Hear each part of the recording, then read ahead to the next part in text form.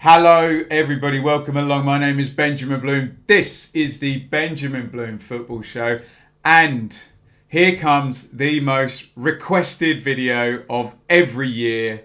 It's the Championship 1 to 24, where I lay out what I think the entire table is. It's complete madness, but everybody asked for it, and it's a good bit of fun. And last season, I have to say, we had 5 of the top 6 in the top 6, not in the right order. And we had 5 of the bottom 6 in the bottom 6, not in the right order either. But we had people in the right ballpark, put it that way. Loads of requests for this. I've tried to leave it to the last minute, but the big caveat this season, obviously, get my excuses in early. The transfer window runs till October the 5th, so there could be a lot more knowledge. Maybe we should do another one on October the 6th. But with that being said, before we start, here comes Ben's helpful guide to watching, because we really do get some of the most, I'm just going to say it, some of the most dumb and silly comments on this video every single season. So, first of all, watch from start to finish. There is no way you can argue with me putting your team 5th if you haven't heard my reasoning for 1st, 2nd, 3rd and 4th. So watch to the end. And also, look at those pound signs. Watch to the end, because I am going to be challenging you to put your money where your mouth is this year. If you want to be clever in the comments, we're doing it this year. Don't you worry. Number 2, assume good intentions. I cannot believe it. Every year, Ben, why are you biased against so-and-so team? Like I care, like I've got an agenda. Honestly, my intentions are good. I'm just putting 24 teams in an order. Honestly, don't panic. It's not all against your team. Focus on all teams, not just yours. It's a 1 to 24.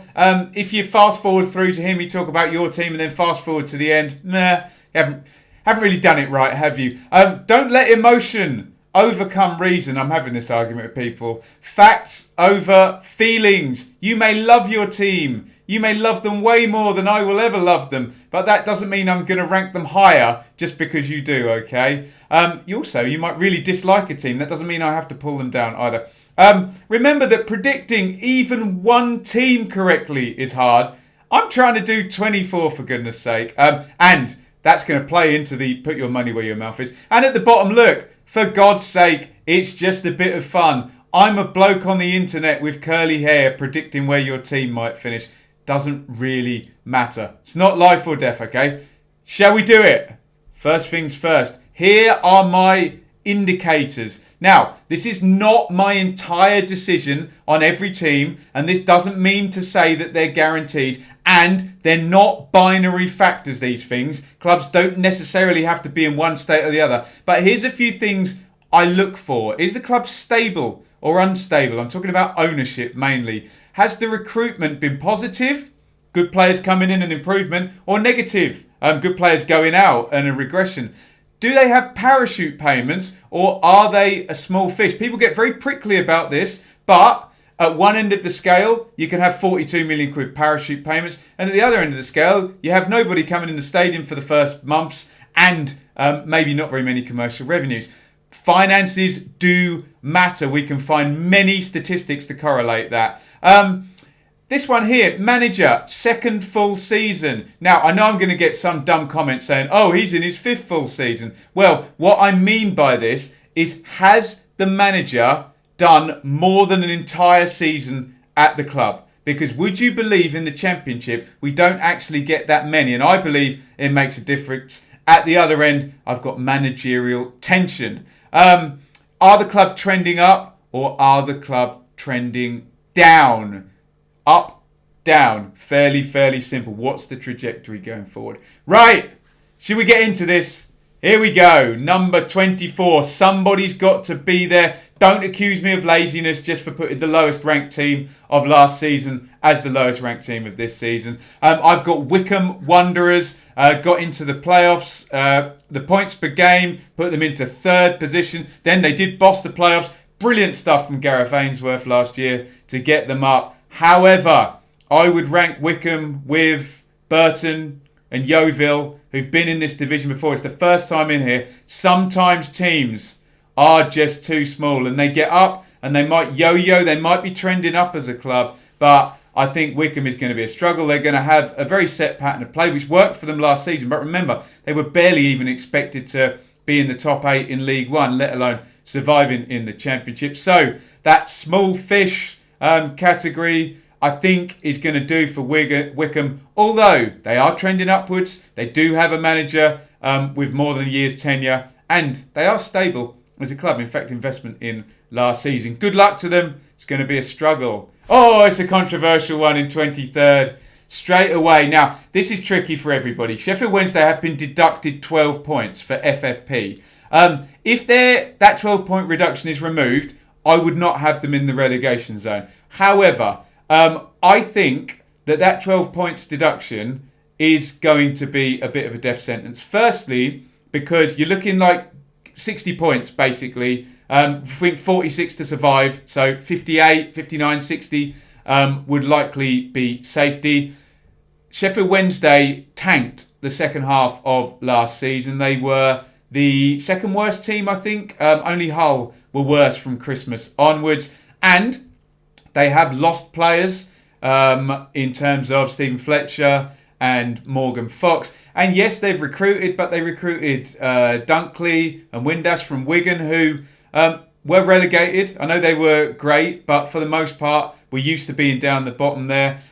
Izzy Brown, he can be really good, but he was at Luton, who were down there, and he gets injured a lot. So we will see. I've also put down managerial tension. I think as well, there could be chaos here. I've put club unstable as well. It's Chancery, isn't it? You could get a domino effect here, where a slow start means Monk gets unhappy, means Chancery gets unhappy, means players gets unhappy, and the whole house of cards could come tumbling down. If they stay up, good luck to them. But I've got Sheffield Wednesday 23rd, and I've got fellow Yorkshireman Rotherham United in 22nd. And this is, I'm a big fan of Paul Warne. Rotherham don't mess around with financial fair play. In fact, they made a profit when getting relegated in 18-19 from the Championship. However, they're not going to gamble. There's been some player transfers come in. Jamal Blackman,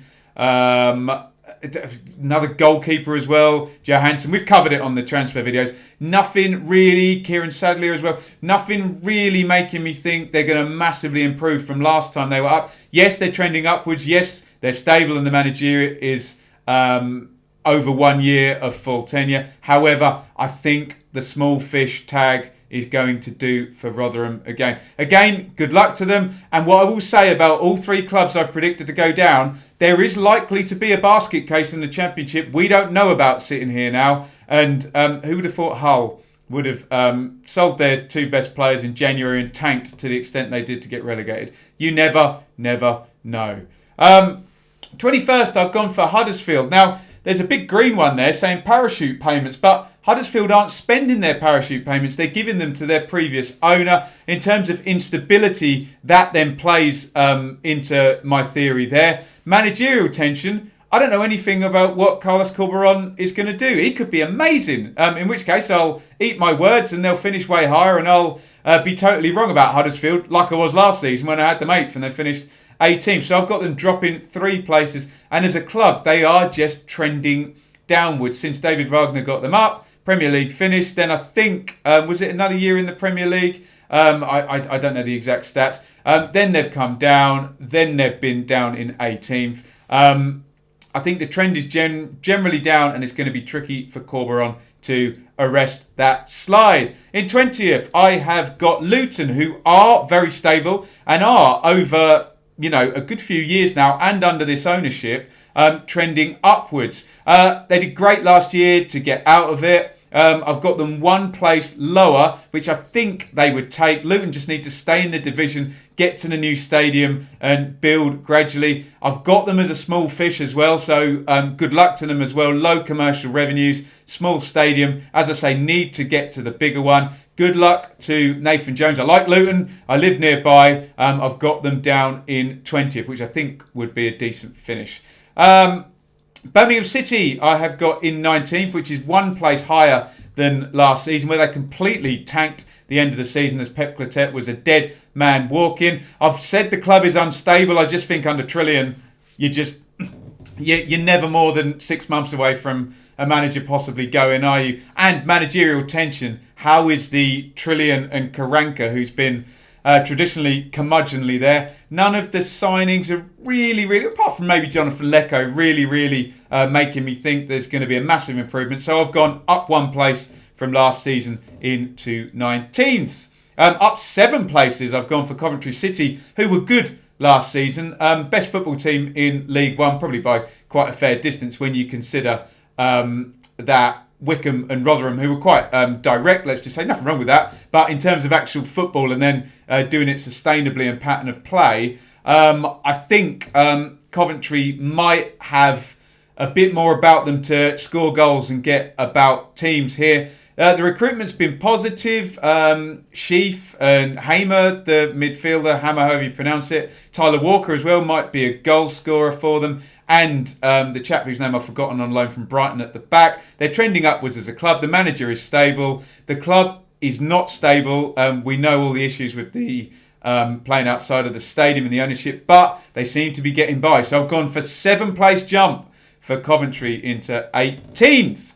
Reading, 17th. I've gone for -3 places.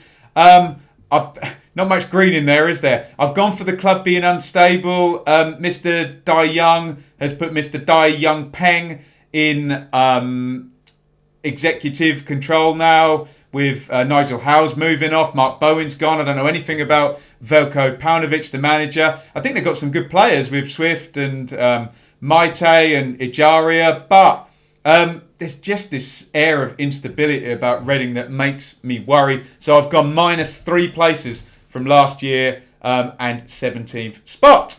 In 16th, I've gone for Blackburn, which might irk a few Rovers fans because they've done really well since they've been up. I love Tony Mowbray. I'm an Ipswich fan, for goodness sake. But I just don't see what evidence there is there that they're going to keep on improving. I don't see the pattern of play changing wildly where they start dominating the league. They're a bit streaky last season as well. Reasonably reliant on Dak, although the results did actually improve when he was injured. The club is stable and the manager is stable, but I think he pulled rabbits out of hats already to be 11th, I have to say. So I've gone for a -5. I just don't see what's sustaining it. Although Armstrong was really good last year as well. So maybe I'll eat my hat on that one. But Rovers in 16th. Middlesbrough, 15th. The club is stable. Steve Gibson allows from that. But they are trending downwards from a parachute team and a playoff losing team under Tony Pulis to Woodgate coming in. Players going out. They're trying to play ball with FFP, but it didn't work at all last year. Serious relegation threats. In comes Warnock. So they finished 15th. I've given him a +2 purely on the Warnock factor. He's going to have to work some magic to get them towards the top half, let's just say. So I've gone 15th for Borough. 14th. This is going to be a controversial one, I know, because it's -16 places. But having done my research, first-year relegated teams tend to do one of 3 things, really. Either have a good season and bully their way into the top 6, or it's going to be 4 things now, isn't it? Or do a Rafa at Newcastle and boss the league, or finish in the top 6, like I was saying. Or it's a bit up and down. They replace a manager and then they surge back into mid-table, or they tank a little bit. And I think there's enough moving parts at Bournemouth to say this is going to be a bit chaotic here. Yes, they've got the parachute payments. That's a big green there. However, club is unstable. There's a relegation and Eddie Howe's gone and he was stability there. Negative recruitment. Lots of good players going out. Callum Wilson, Nathan Ake, Aaron Ramsdale, etc. And they're bidding for Caden Jackson from Ipswich. So I'm thinking, is that going to be big downgrades there? Don't want to lose Caden Jackson either. But managerial tension, we don't know how good Jason Tyndall's going to be. And they've been trending down for a few years, haven't they? So, look, I could be made really custard pie on that one. But I think I can see a bit of a chaotic season for Bournemouth. Not that they can't recover in the long term, but it might just be a hard year of coping. Barnsley I've got in 13th. They were great fun under Gerhard Struber, improved nicely, and that mad end of the season. We all like Struber. We like the football he plays. We like the innovative recruitment. Club is stable. They are trending upwards for once. However, Will the small fish tag, they have yo-yoed, haven't they, between League One and the Championship? Will the small fish tag do for them in terms of commercial revenues, attracting players, etc.? Should be fun though. I've gone for them up 8 places into 13th. I'm behind Struber. In 12th, I've gone for Preston. Yes, club is stable. Yes, manager is stable. Now, I've praised their recruitment over again on the channel, so don't come at me, Preston fans, for putting negative recruitment, but I just don't see... they buy well, they sell well, Hugill, Robinson, etc. They've got Pearson there, they've got Davies, people like that who they could sell on. I just don't see enough turnaround and enough grind of recruitment like you've had at Bristol City in the past and Brentford to really turn the needle there, and nobody's really come in, nobody's really gone out. I don't really see how they push on from last year's 9th, so I've gone for a -3 for Preston into 12th.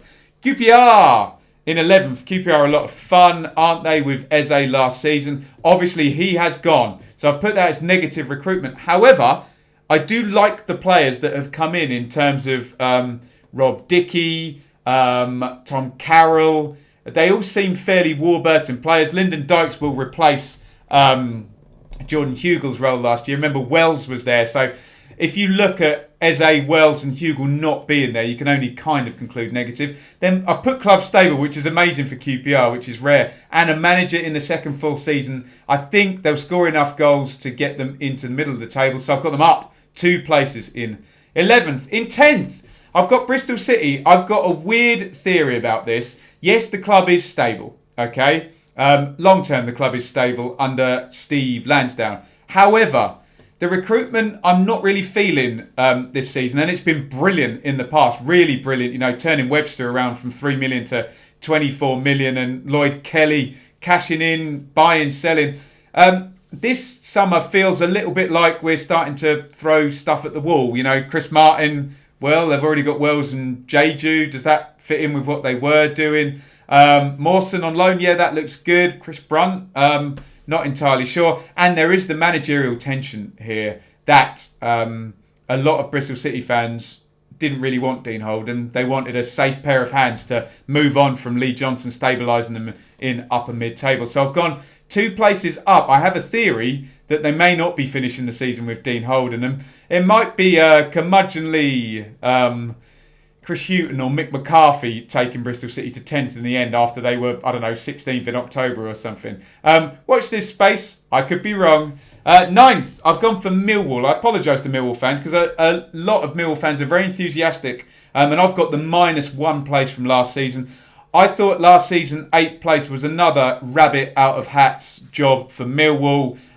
No parachute payments, not massive in terms of attendances or commercial revenue, really punching above their weights. They've finished 8th twice in the 3 years they've been up, haven't they? I've put small fish there only on the basis now they're competing in the top half. Down the bottom, they're not a small fish, but in the Championship top half, no parachute payments and their commercial revenues. Look at their transfer record as well. They are a small fish. They're very stable. The recruitment is positive. Looking forward to Troy Parrott. They're trending up as a club generally. I just feel they need to work their way into that recruitment level that Bristol City and Preston have done the past couple of years to be sustained top half. And I think even if they do finish 9th, I think that's a good finish. Could finish higher, but I've gone for 9th, -1 down from last season.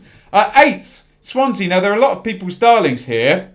I don't have them in the playoffs. The reason I don't have them in the playoffs is that red there, club unstable, because the owners don't seem to really be backing the managers, and the managers are pulling rabbits out of hats. Graham Potter bringing through Dan James and Ollie McBurney, selling them on for mega bucks. Again, last season, really good job by Steve Cooper. I think, to finish in the playoffs, for goodness sakes, I think Matt Grimes may be gone by the time the transfer window is done. I can see Corey Smith is a kind of signed before to replace type job there. So they've got parachute payments, but look, the owners aren't going to spend them, are they? Manager in second full season is a tick in the box as well. They have made some good moves recruiting, but the issue is you have to replace a Borja Baston, a Sam Surridge, or a Rhian Brewster as the goal scorer. None of them are there now. They were all there last season, not there anymore. I like the look of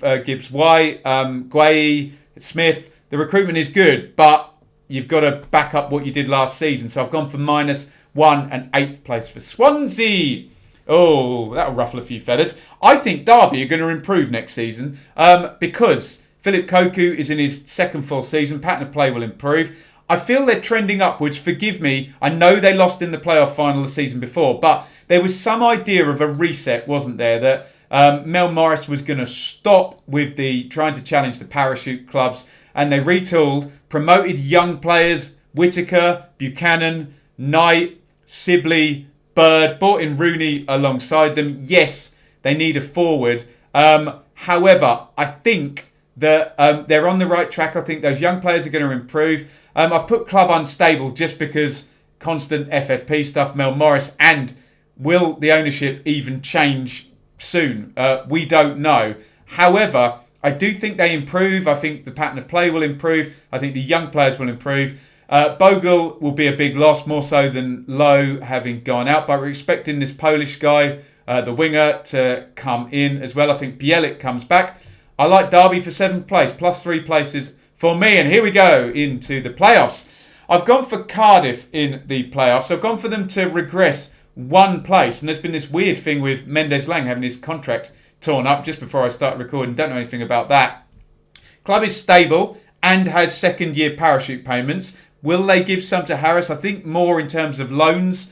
They've bought in Shayi, Ojo and Jordan Osai Tutu as loan players. That looks decent. I've put negative recruitment. I just need to see something to excite me to go in, to make me think they can match 5th place. I think they will do something, though, with their parachute payments. And I think still with people like Bamba, Morrison around there, Bennett, Rules, Pack, Hoyle, reel them off. Lots of championship hardened players in there. So I think they can do top 6 again under Neil Harris. Whoa! In 5th place, Nottingham Forest. Let's be honest, they should have finished 5th last season. I know the argument is they relied too heavily on Lolly and Graben. However, there's now some backup. Luke Freeman's come in on loan. Lyle Taylor has come in. Yes, they've lost Matt Cash, but in central midfield, Colback has come in. Bakiru has come in. Blackett's come in to help out. At the back, I like the recruitment. I feel they're trending upwards from some poor finishes. They've got a manager in second full season as well. The only issue is the instability, is that Mr. Marianakis is only ever 10 games from firing the manager. But I've got Forest finishing the job this season and finishing in 5th after that mad collapse last season. 4th place. Shoot me down. What am I doing? Stoke have stitched me up the last couple of seasons. Plus 11 places I've gone for Stoke. Look, I could have egg on my face yet again. But the story of Stoke is they came down, they bet the entire farm on Gary Rowett and then sacked him. Brought in loads of players. It didn't work. Nathan Jones tried to take them. Didn't work. Sacked him. Michael O'Neill came in, and under Michael O'Neill's tenure, Stoke were the 7th best team in the Championship. I think over something like 35 games as well. So they are trending upwards now. They have the 3rd year of parachute payments. They have Bet365 muscle. The recruitment is positive. Jaden Brown is just come in from Barnsley. James Chester has come in. Stephen Fletcher, Morgan Fox as well. I see them as a 7th place team under Michael O'Neill, like I said, and I think they'll improve. So I've got them up in 4th position.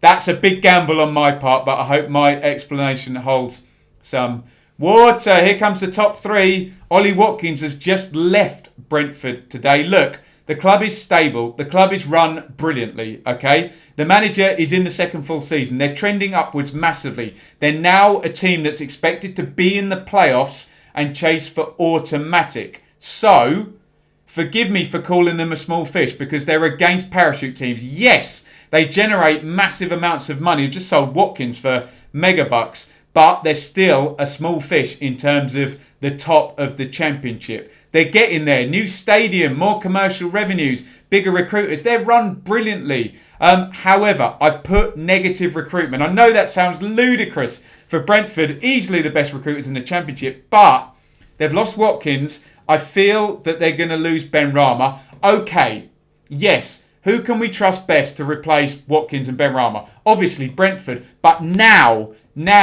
Brentford are not challenging to be a playoff team. They're challenging to be an automatic promotion team. They just missed out last season. And the story has been high turnover of recruitment, slow start, strong finish, just missed the playoffs. Or last season, slow start, strong finish, just missed automatic. The stakes are high this season, and I have got Brentford just missing out. But I love their work. And look, they will replace Ben Rama. If he goes, they will replace Watkins. But will it be enough to get top 2? And look how highly we're rating them to even be saying that. So I've got Brentford in 3rd, exactly the same position as last season. Here comes my top 2. You can probably figure out who they are. In 2nd place, Watford. Watford have bossed the Championship before, promoted out of it a few times.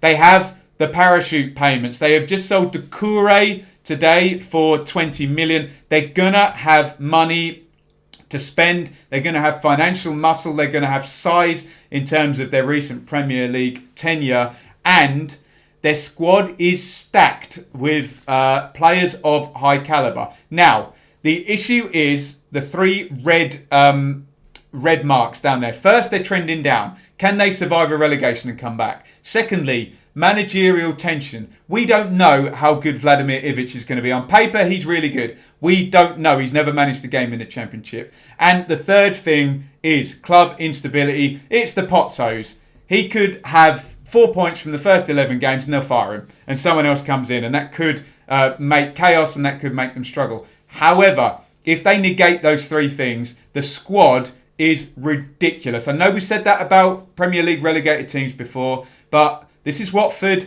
This is 2020 parachute money, which is very, very different than 2014-15, sort of landscape. So I've got Watford bullying their way back and finishing 2nd with the likes of Will Hughes, Andre Gray, Troy Deeney, Glenn Murray, Craig Dawson, Ben Foster. Reel them off.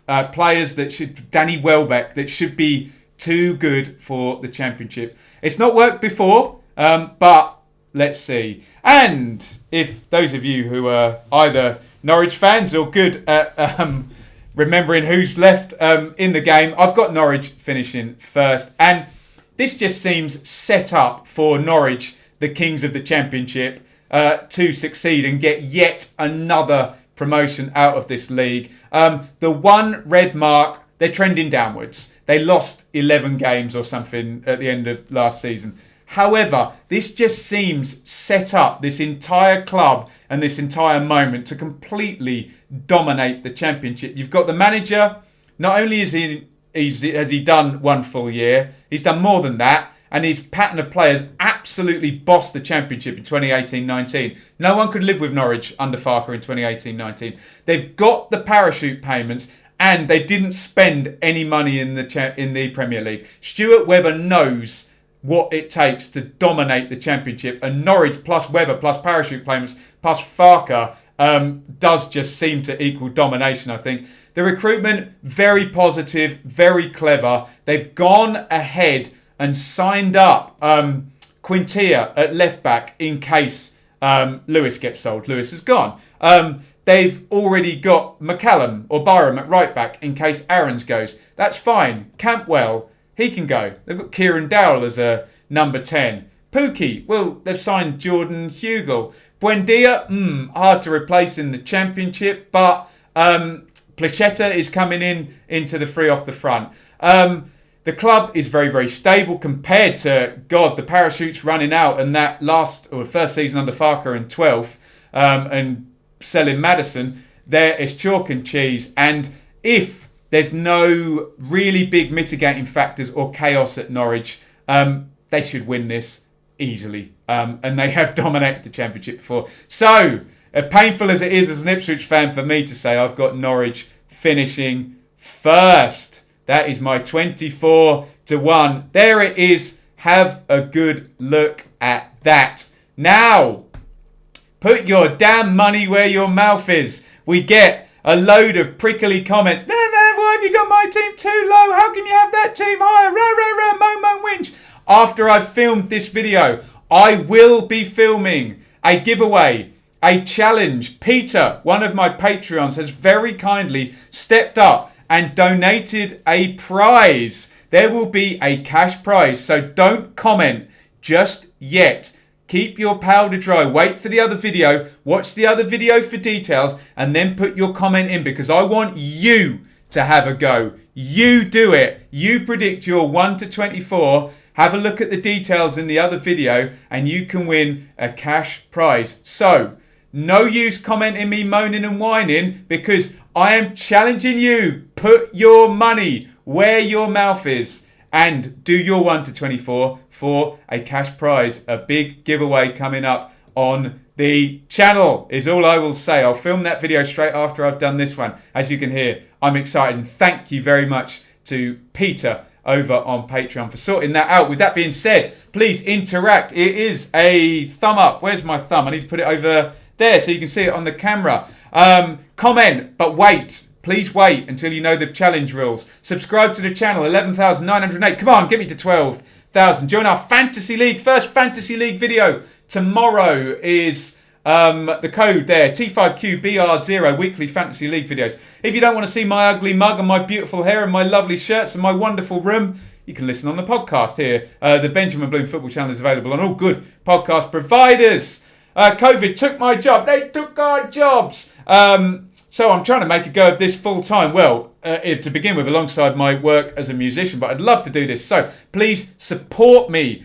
Shop at Amazon, amazon.co.uk/shop/the Benjamin Bloom Football Channel. Buy any of the products on any of the lists. I get a little bit of a kickback. And as Peter, the kind contributor here, setting us up for this challenge that I'm about to announce, is you can be a Patreon too for $3. There it is, for $3. I must learn how to do this with the slide on the screen. $3 per month.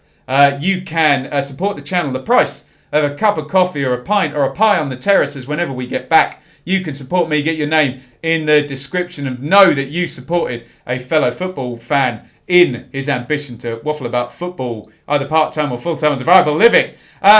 For $5 per month, you get my Patreon-only Q&A and vlogs, and we will likely be adding some extra bonus content in there as well for $5. And you can sponsor the channel. That is the top tier. You can become a fan sponsor. We've got fan sponsors for the preview show, for the review show, for this challenge, in fact. You can do that. Or if you run a small business, you want to reach 500,000 people every 3 months. That was the views we've got the past 3 months. You can sponsor the channel. Anyway, we have gone 32 minutes. That was the fabled 1 to 24 video. Get your comments in, but do wait, because I will be announcing the giveaway very, very soon. So comment with your own 1 to 24 and win a glorious cash prize. Thank you for watching.